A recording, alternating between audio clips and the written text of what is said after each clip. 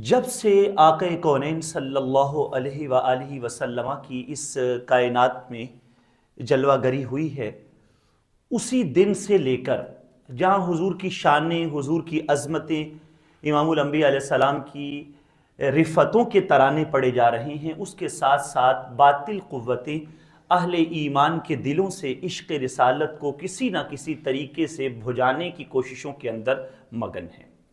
حضرت اقبال نے بیدار کرنے والی بات کی، آپ فرماتے ہیں ستیزہ کار رہا ہے ازل سے تا امروز، چراغ مصطفی سے شرار بولہبی۔ کہتے ازل سے لے کر اب تک یہ معاملہ چل رہا ہے کہ چراغ مصطفی صلی اللہ علیہ وسلم کو بجھانے کی کوششوں میں شعلہ بولہبی جو ہے وہ آج تک مگن ہے۔ اور حضرت اقبال فرماتے ہیں شیطان اپنے چیلوں کو بٹھا کر یہ کہتا ہے کہ وہ فاقہ کش جو موت سے ڈرتا نہیں ذرا، روح محمد اس کے بدن سے نکال دو۔ یعنی اگر تم مسلمان کو زیر کرنا چاہتے ہو تو اس کے دل سے عشق نکالو۔ فکر عرب کو دے کے فرنگی تخیلات، اسلام کو حجاز و یمن سے نکال دو۔ اقبال کے نفس سے ہے لالے کی آگ تیز، ایسے غزل سرا کو چمن سے نکال دو۔ تو یہ پلاننگ اور یہ پروگرام اور منصوبہ ہے باطل قوتوں کا۔ تو اسی کے مطابق اہل ایمان کو بھی تیار اس طرح کیا گیا کہ وہ حضور کی عظمت اور شان کے حوالے سے کسی قسم کی مفاہمت، مداہنت یا مساہلت کو، کسی قسم کی بات کو گوارا نہ کریں۔ رب ذوالجلال نے ارشاد فرمایا انا ارسلناک شاہدا ومبشرا ونذیرا۔ اے پیارے محبوب، ہم نے آپ کو شاہد، مبشر، خوشخبری سنانے والا، اور نذیر، ڈر سنانے والا بنا کے بھیجا ہے۔ کیوں بھیجا؟ لِتُؤْمِنُوا بِاللَّهِ وَرَسُولِهِ، تاکہ اے لوگو تم اللہ پر بھی ایمان لاؤ، اس کے رسول پر بھی ایمان لاؤ، اور آگے فرمایا وَتُعَزِّرُوهُ وَتُوَقِّرُوهُ، اور تاکہ تم نبی کی تعظیم بھی کرو، نبی کی توقیر بھی کرو۔ قاضی ثناء اللہ پانی پتی رحمۃ اللہ تعالی، آپ کی کتاب تفسیر مظہری، آپ اس میں صاحب معالم التنزیل امام بغوی کا قول نقل کرتے ہیں۔ آپ فرماتے ہیں کہ وَضَمِيرُ وَتُعَزِّرُوهُ وَتُوَقِّرُوهُ يَرْجِعَانِ إِلَىٰ رَسُولِهِ، کہتے ہیں یہ جو ضمائر ہیں قرآن مجید میں وَتُعَزِّرُوهُ وَتُوَقِّرُوهُ، اور اس کی تعظیم بھی کرو، اس کی توقیر بھی کرو، یہ جو ہو ضمیر ہے اس کا مرجع کون ہے؟ ضمیر کس طرف لوٹ رہی ہے؟ تو امام بغوی فرماتے ہیں یہ ضمیر جو ہے وہ رسول ہی کی طرف لوٹ رہی ہے، یعنی رسول کی تعظیم بھی کرو، توقیر بھی کرو۔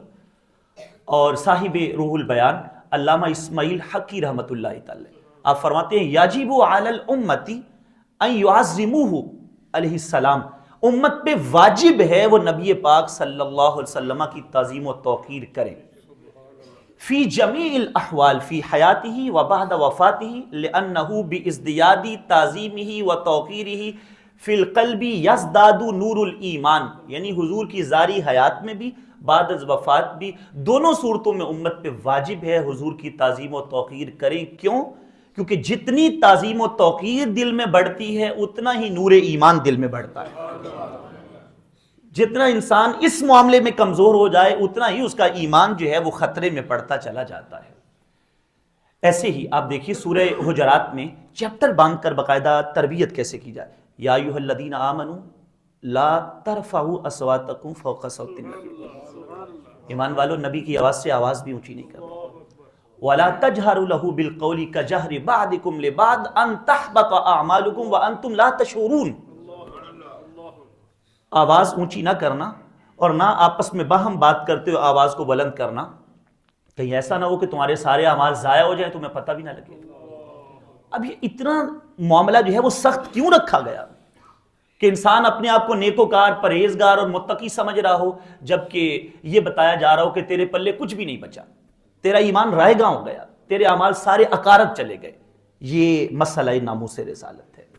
پھر آپ اس حوالے سے علامہ ابن کثیر رحمۃ اللہ تعالی، آپ نے ایک بات کی ہے، آپ فرماتے ہیں کہ یکرہ رفع الصوت فی حیاتہ و بعد وفاتہ لأنہ محترم فی الحیات و بعد الوفات، کیونکہ امام الانبیاء علیہ السلام کی ظاہری حیات میں بھی آواز اونچی کرنا منع تھا، اسی طرح آپ کے ظاہری حیات سے پردہ کرنے کے بعد آپ کی قبر مبارک کے پاس بھی آواز اونچی کرنے سے منع کیا گیا۔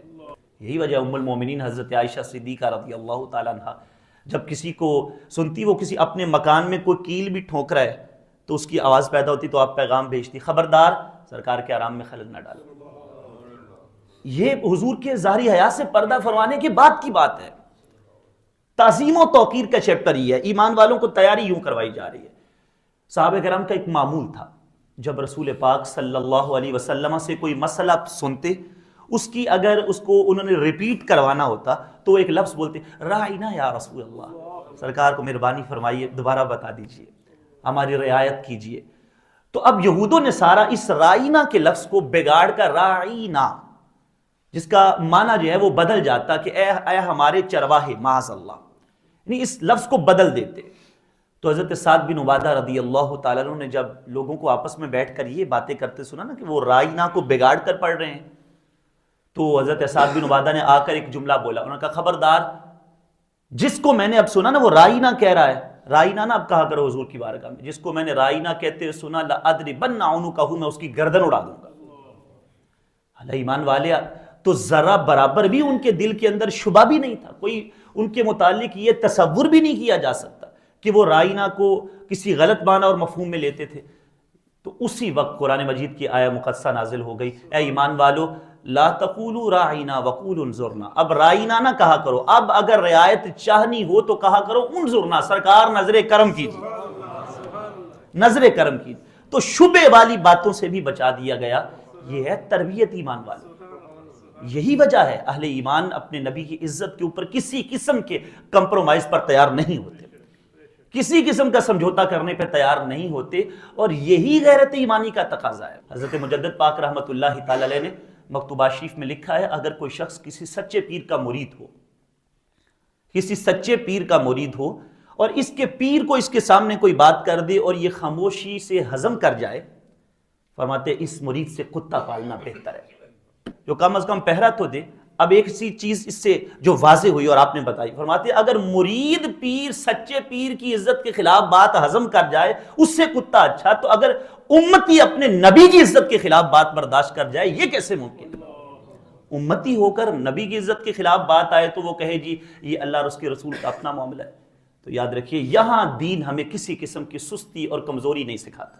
نابینا صحابی تھے حضرت عمیر بن عدی، سیرت ابن اسحاق میں، سیرت النبی علی ابن ہشام میں اور دیگر کتب میں، اور امام واقدی نے کتاب المغازی میں لکھا.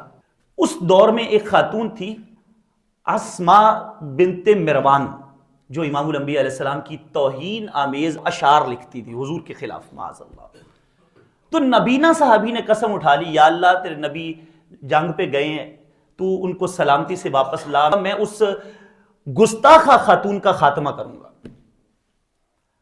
اب رسول پاک صلی اللہ علیہ وسلم آپ سلامتی سے لوٹے تو وہ نبینا صحابی گئے، جا کر اس عورت کو اس کے گھر کے اندر اس کا خاتمہ کر کے رات کو فجر کی نماز سویرے آ کے حضور کے پیچھے پڑھی. سرکار دو عالم صلی اللہ علیہ وسلم نے سلام پھیرا، صحابہ کی طرف دیکھا اور حضرت عمیر بن عدی کی طرف دیکھ کے فرمایا قتلت بنت مروان. اس سے یہ بات بھی سمجھیے، کوئی محافظ ہو نا سرکار کی عزت و آبرو کا، حضور اسے جانتے ہیں. آپ نے فوراً ان کی طرف دیکھ کے کہا وہ بنت مروان کو مار آئے ہو؟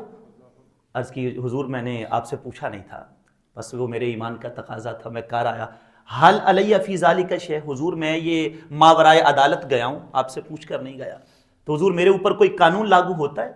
فرمایا تمہارے اوپر کون سا قانون لاگو ہونا ہے، یہ تو مسئلہ ہی ایسا، اس میں تو 2 بکریاں بھی سینگ نہیں اڑاتی، اس مسئلے میں تو 2 بکریاں بھی اختلاف نہیں کرتی سینگ اٹکا کے آپس میں، مسئلہ اتنا واضح اور کھرا ہے. جب حضرت عمیر بن عدی کے متعلق بات ہوئی تو حضرت عمر نے کہا انظروا الی ھذا الاعمى تشدد فی طاعت اللہ، دیکھو اس نبینے کو کتنا سخت ہے، اس نبینے کو دیکھو کتنا سخت ہے.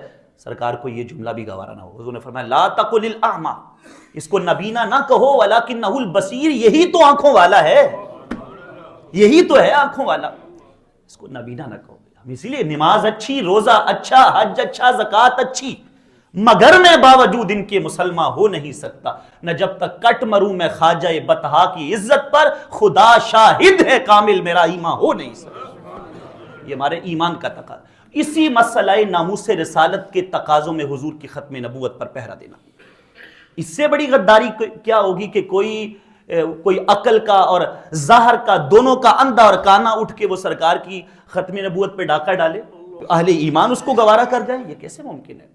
جب ہمیں قرآن نے واضح طور پہ کہہ دیا ما کان محمد ابا احد من رجالکم ولکن رسول اللہ وخاتم النبیین، کوئی نبی نہیں ہے آقا کونین صلی اللہ علیہ وسلم کے بعد۔ حضور نے فرمایا بعثت انا والساعہ کہاتین، میں اور قیامت یوں ساتھ ساتھ ہیں۔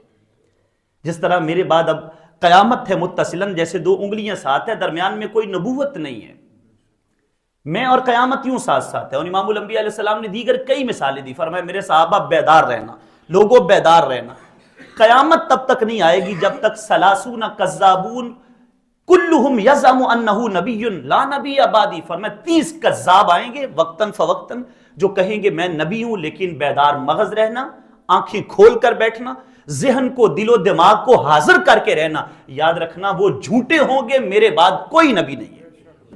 حضرت عیسیٰ علیہ السلام بھی آئیں گے، یاد رکھیے امام مہدی کے پیچھے نماز پڑھیں گے، اور وہ بھی شریعت مصطفیٰ صلی اللہ علیہ وسلم کے مطابق معاملات کو چلائیں گے۔ سرکار نے فرمایا میری قبر انور کے پاس آئیں گے، آ کر مجھے سلام کہیں گے، واللہ لا اجیبنہ، خدا کی قسم میں ان کو جواب دوں گا۔ آخری بات اور بات سمیٹ دوں، علامہ ابن کثیر علیہ رحمہ نے ایک بات لکھی ہے، آپ فرماتے ہیں اخبر اللہ تبارک و تعالی فی کتابہ ورسولہ فی سنتہ المتواترہ، اللہ نے قرآن میں بتا دیا، محبوب پاک صلی اللہ علیہ وسلم نے اپنے فرامین میں بتا دیا، انہ لا نبی بعدہ، کہ حضور کے بعد کوئی نبی نہیں ہے۔ ومن ادعا بعد ذلک انہ نبی، جس نے اس کے بعد بھی کہا کہ وہ نبی ہے، فہو دجال کذاب افاک ضال مضل، وہ دجال ہے، کذاب ہے، کاذب نہیں، کذاب سب سے بڑا جھوٹا زمانے کا، ضال گمراہ، مضل زمانے کو گمراہ کرنے والا۔ بس یہی دو ٹوک ہمارا موقف ہے کہ آقا کونین صلی اللہ علیہ وسلم کی عزت و آبرو اور حرمت کے تحفظ کے لیے اہل ایمان کو مساہلت، مفاہمت، مداہنت ایسے معاملات سے بچنا چاہیے، اور سیسا پلائی دیوار بن کے ڈٹ جانا چاہیے، کیونکہ غیرت ایمانی کا تقاضا یہی ہے۔ اپنے دشمن کو معاف کر دینا جواں مردی ہے، لیکن اپنے محبوب کے دشمن کو معاف کر دینا بے غیرتی ہے۔ اللہ رب العزت ہمیں غیرت ایمانی نصیب فرمائے، آمین۔